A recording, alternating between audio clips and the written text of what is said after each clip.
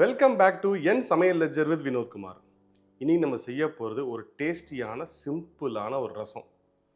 Normal இன்க்ரீடியன்ஸை use பண்ண போகிறோம், ஆனால் இதில் ஒரு சின்ன ட்விஸ்ட் இருக்குது. நம்ம இன்றைக்கி புதினா வச்சு ஒரு ரசம் பண்ண போகிறோம். செம்ம ஃப்ளேவர்ஃபுல்லாகவும் டேஸ்டியாகவும் இந்த ரசம் இருக்கும். இந்த ரசத்துக்கு தேவையான பொருட்களை பார்க்கலாம்.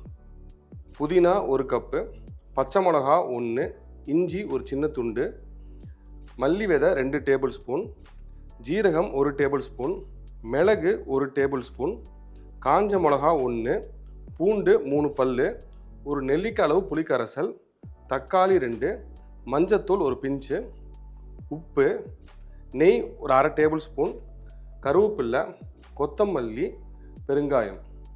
நம்ம இப்போ ஃபஸ்ட்டு இந்த ரசத்துக்கு தேவையான பொடியை ரெடி பண்ணிக்கலாம். நம்ம மல்லி, மிளகு, ஜீரகம் இதை ட்ரை ரோஸ்ட் பண்ண போகிறோம். காஞ்ச மிளகா சேர்த்து ட்ரை ரோஸ்ட் பண்ண போகிறோம். கடைசியாக பூண்டை போட்டு அரைக்க போகிறோம். இப்போ பாத்திரம் சூடாயிடுச்சு. இப்போ நம்ம ஃபஸ்ட்டு மிளகு போடலாம். மிளகு கொஞ்சம் சூடானதுக்கப்புறமும் மல்லியும் ஜீரகமும் போட ஆரம்பிக்கலாம். இந்த மிளகு அந்த பொரியப்போ ஒரு ஃப்ளேவர் கொடுக்கும். அந்த ஃப்ளேவர் செம்ம ஃபேண்டாஸ்டிக்காக இருக்கும். ஜீரகத்தோடு சேர்றப்ப ரொம்ப நல்லாயிருக்கும். மிளகு கொஞ்சம் பொரிய ஆரம்பிச்சிருச்சு, வெடிக்க ஆரம்பிக்கும். ஸோ அந்த ஸ்டேஜுக்கு முன்னாடியே இந்த ஜீரகத்தையும் இந்த மல்லியையும் போட்டுருங்க. மிளகு கொஞ்சம் கேர்ஃபுல்லாக இருக்கணும், ஈஸியாக வெடிக்க ஆரம்பிச்சிடும். இதோட இந்த காஞ்ச மிளகா சிம்லேயே வச்சு ரோஸ்ட் பண்ணுங்கள். நீங்கள் ஹை ஃப்ளேமில் வச்சிங்கன்னா கருக ஆரம்பிச்சிடும். கருகிடுச்சுன்னா ரசம் கசக்கும். ஸோ நம்ம இந்த ஈரப்பதம் போய் ஃப்ளேவர் என்ஹான்ஸ் ஆகிறதுக்கு மட்டும் தான் அதை ரோஸ்ட் பண்ண போகிறோம். இந்த வேறு எதுவும் பர்பஸும் கிடையாது. ஸோ லைட்டாக ரோஸ்ட் பண்ணால் போதும். இப்போ ஓரளவுக்கு ரோஸ்ட் ஆகிடுச்சு. இப்போ நம்ம கடைசியாக பூண்டை போட்டு சும்மா ஒரு 2-3 பெரட்டு அவ்வளோதான். அடுப்பு ஆஃப் பண்ணிக்கலாம். அடுப்பு ஆஃப் பண்ணிட்டு இது ஆறுனதுக்கப்புறம் இது கொஞ்சம் அரைக்க போகிறோம். ரொம்ப நைஸாக வேணாம், லைட்டாக கோர்ஸாக அரைக்கிறது. இப்போ இந்த ரசப்பொடி ரெடியே வந்துருச்சு. இந்த கன்சிஸ்டன்சியில் இருக்கணும். இதுக்கு மேலே பொடியை அரைச்சிடாதீங்க, நல்லா இருக்காது. இப்போ நம்ம புதினா, பச்சை மிளகா, இஞ்சி இதையுமே அரைச்சி எடுத்துக்க போகிறோம். இது நல்லா நைஸாக அரைக்கணும். இப்போ இந்த புதினா, இஞ்சி, பச்சை மிளகா அதுவுமே நல்லா அரைச்சாச்சு, நல்லா நைஸாக அரைச்சிருக்கோம். இதை இப்போ வச்சிடலாம். இப்போ நம்ம புளி, தக்காளி இதெல்லாம் பச்சை வாடை போகிறதுக்கு வேக வைக்க போகிறோம். அடுப்பு ஆன் பண்ணிட்டு நான் புளியை நல்லா திக்காக கரைச்சி வச்சுருக்கேன்.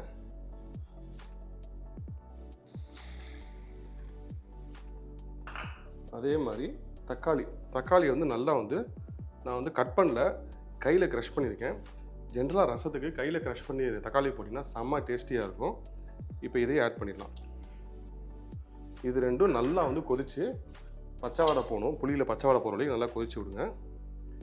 இது கொதிக்கிறப்பயே இந்த டிஷ்ஷுக்கு தேவையான மஞ்சத்தூளையும் போட்டுருங்க. இந்த கொதிக்கிறப்பயே எதுவும் சேர்ந்து இந்த பச்சை வாடை போகிற வரைக்கும் இது நல்லா கொதிக்கணும். இந்த ரசத்துக்கு எந்த அளவுக்கு தண்ணி வேணுமோ அந்தளவுக்கு நீங்கள் தண்ணி டைல்யூட் பண்ணிக்கோங்க.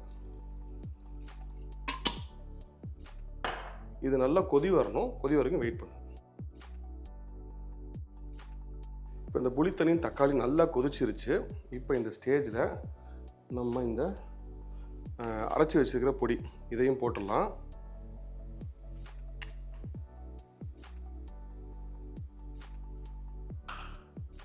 அதே மாதிரி இந்த புதினா இதையும் போட்டுருங்க. ரொம்பலாம் கொதிக்கணும். ஆல்ரெடி நம்ம மசாலா ட்ரை ரோஸ்ட் பண்ணிட்டோம். அது மாதிரி இந்த புதினா போட்டு ரொம்ப நேரம் கொதிக்க வேணாம், கசக்க ஆரம்பிச்சிடும்.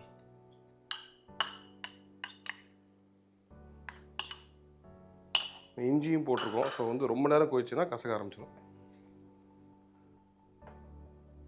இந்த புதினா போட்டு சும்மா ஒரு கொதி வந்தோன்னே அடுப்பு ஆஃப் பண்ணுங்க. அதுக்கு மேலே தேவை கிடையாது. இந்த ஸ்டேஜில் நம்ம கொத்தமல்லி போட போகிறோம். கொத்தமல்லி ரொம்ப கம்மியாக தான் போடுறோம், ஏன்னா இது புதினா ரசம். ஸோ கொத்தமல்லி ஃப்ளேவர் டாமினேட் பண்ணக்கூடாது. ஸோ ஒரு சின்ன அளவு கொத்தமல்லி போட்டால் போதும். ரெகுலராக ரசத்துக்கு போடுற அளவு கொத்தமல்லி இதுக்கு தேவை கிடையாது.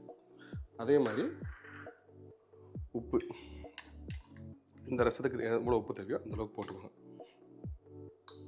ரசம் ஆல்மோஸ்ட் ரெடி.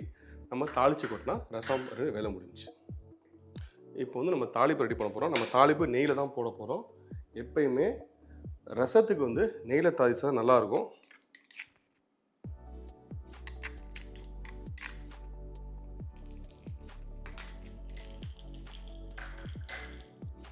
இப்போ நெய் சூடாயிடுச்சு. நான் இன்க்ரீடியன்ஸ் சொல்கிறப்ப கடுகு மிஸ் பண்ணிட்டேன்.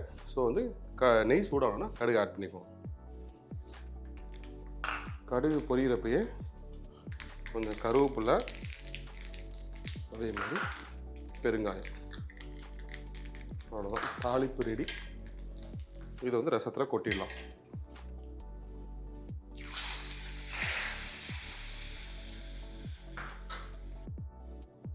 ஒரு ஹெல்த்தியான டேஸ்டியான புதினா ரசம் ரெடி. இது கண்டிப்பாக ஒரு ஃப்ளேவர் பாம். நார்மல் ரசம் மாதிரி இல்லாமல் இது வந்து ஒரு ரிஃப்ரெஷிங் ஃபீலிங் கொடுக்கும். இந்த ரசத்தை நீங்கள் சாதத்தில் பிசைஞ்சு சாப்பிட்லாம், சூப் மாதிரியும் குடிக்கலாம், செம்ம டேஸ்டியாக இருக்கும்.